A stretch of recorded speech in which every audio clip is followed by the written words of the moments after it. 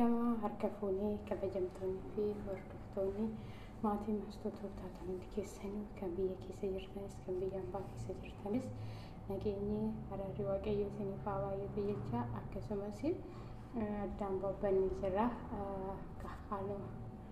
hojiitirraan kan ka'e nagaa jirtu nagaa kootan jira galata waaqayyo ne viidiyoo ajaa'ibaa tokko qabattee isiniif dhiyaatee jira bara marqanii ta'aa achumarratti dammoo gaasumarratti zayitii sitti godhanii barbaree sitti godhanii nyaatanii jisamee waliin laalaa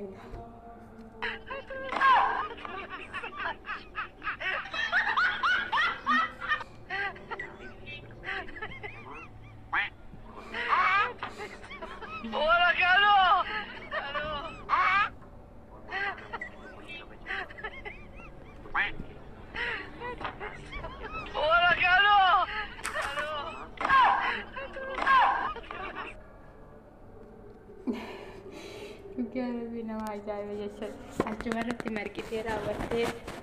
achumarratti gootee raawwattee achumarratti immoo du'intee nyaattee jechuudha. Dhugaa baay'ee nama ajaa'iba garuu gizee tokko jechuudha baay'ee tokko nama ajaa'iba isiniin jira maaliif nan beeka jettee tinkeetii masaa barittee moo maal jedhanii garuu yeroo baay'ee nan beeka jennee miidiyaarra baanee wantoota akkanaa hojjechaa jira jechuudha. Kuni garuu mu'aamooti baay'ee ulfaatadha dhugaa rabbii sababa saniifiyyuu warroonni akkana godhanis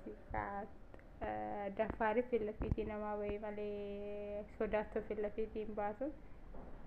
mee ilaala hubadhaa erga yoomii marqaan jistii keessatti nyaatama erga yoomii ijistuma keessatti zayitiin godhama maaloo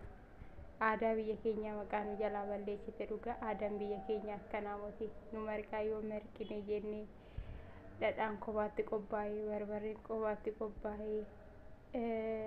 saahinaan itti godhamu kophaatti qophaa'ee fidaanii akkamitti kabajaadha namaaf kennama jechuudha garuu ishii kabajaa marqaa dhoogite jistuma keessatti haadha ishii dhukeerraa kaasaa jirti akkasiisin jechuu jaaladha waaqayyo kana keessaa fuudha safuu kana keessaa waaqayyo nu haa baasu.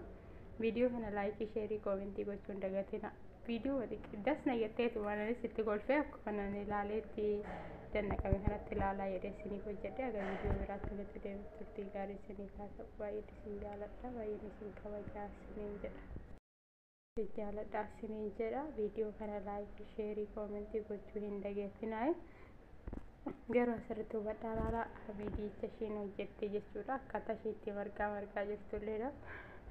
Beela'aan garuu ijaan qabu jedhanii maali namni beela'ee garuu ijaan qabu jedhanii akkasiisin jedha beelofteetis ta'uu dandeessi sababa saniifiyyuu viidiyoo kana laalaa isiniin jedha hubadhaa laalaa waan ishiin gochaa jirtu haga viidiyoo biraatti walitti deebitutti immoo turtii gaarii isiniif haa ta'u baay'een isin jaaladha baay'een isin kabaja jajjabaadhaa immoo jajjabeewwan teenya hojii ramadaanallee isinitti hammaatu gizee tokko Bubbu'aaraa isiniin jechumaa fi isiniin jedha nagaarra naa oolaa nagaarra naa turaa waaqayyo isin wajjin haa ta'u isiniin jechuu jaaladha jajjabaadhaa waaqayyo isin haa jajjabeessu garuu jabaa waaqayyo tokkicha waaqayyo nu haa jabeessu hunduma keenya iyyuu isiniin jedha nagaarra naa turaa haga viidiyoo biraatti walitti deebi'utti turtii gaarii isiniif haa ta'u.